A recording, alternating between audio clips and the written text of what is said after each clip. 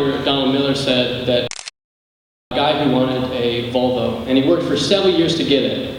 And then at the end of the movie, he's driving off the lot and his windshield wipers are going. You wouldn't cry at the end of that movie. You wouldn't call your friends and say, you have to go see this movie, it's the best ever. The problem is a lot of people are living those kind of stories where we really want something that really doesn't matter.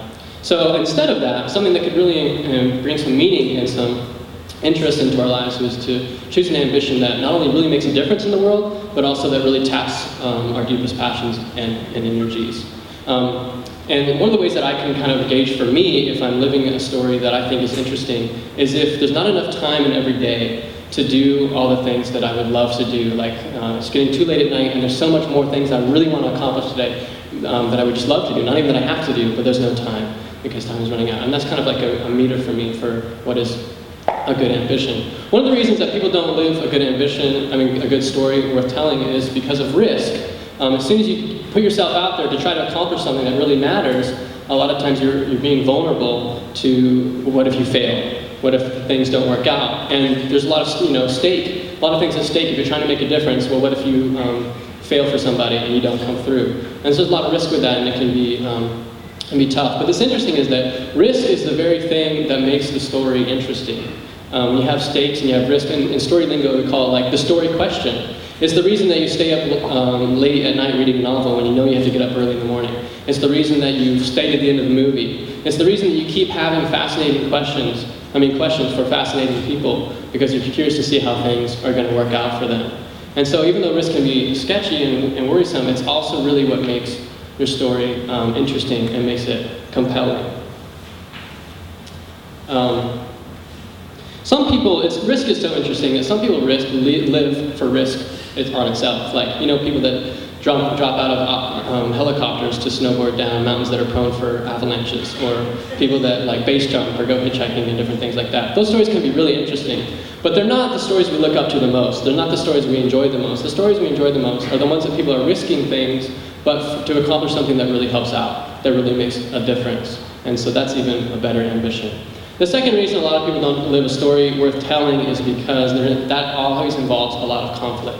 As soon as you try to start doing something that really matters, there's a million things that try to get in the way of doing something that helps out. But something really important to remember when you're trying to live a good story is that life is going to be hard either way. But if you have something that you're trying to accomplish, an ambition that's really important to you, then a lot of times the conflict has a purpose. So it's not random, terrible things that are happening to you, but you know that it's going to make a better story. It's going to tap your deepest creativity. It's going to make you more determined. You're going to have to use a lot of ingenuity to solve a lot of your problems, because you know your conflict is actually making your story more inspiring, which can give you a little bit of hope through the hard times if you know you're making a great story. And the great thing about it is the biggest question with the story that you're living is not whether or not you'll succeed, but whether or not you'll give everything to it. Because even if you fail, sometimes at the end of the day, if you've given everything you have to it, it still makes for a really compelling story. And the really important thing, probably the most essential part that conflict plays in your story is making you a better character.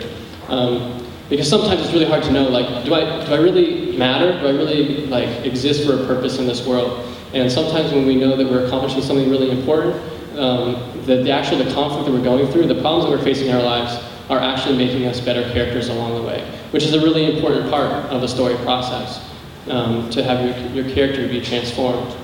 And it's the difficulties that once we've gotten over them, and once we've accomplished something really important, then we look back and we say, bring on more problems because I know that I've had these problems before and I know that I can solve them, and now I'm a different person. Now I have confidence and peace and assurance, and I know that and I'm never going to be the same again. After what I've accomplished and what I've gone through and the conflicts that I've had, have really had a purpose in my life, even though they weren't fun at the time, to change me and make me a different person, which is a really important part of the story worth telling. So what we've talked about so far, a great story requires ambition, which involves risk and also creates conflict, which makes you a better character. See, if you watch a movie and you don't like the main character, it's not going to be an interesting story for you. Or if you're reading a novel and the protagonist's ambition, you don't think it's very important, then you're not going to keep reading the novel. And it's the same thing in life too. If you feel like, every day I get up and I do stuff and I don't really feel like it makes a difference, I'm not really passionate about it, I don't really think that that tonight the things are really going to have changed because I've been here, then you don't really feel like a lot of purpose, and you don't really feel like there's a lot of meaning in your story.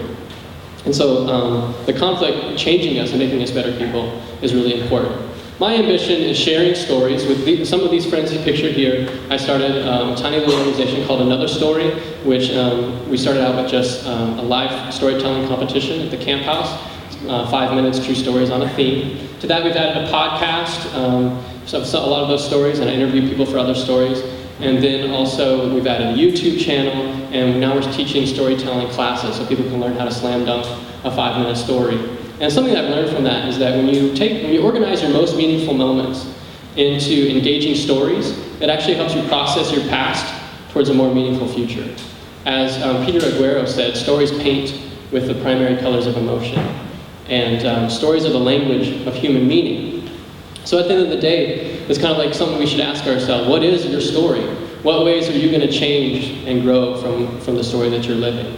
And how will more meaning come into your life as you begin to live a story worth telling? Thank you.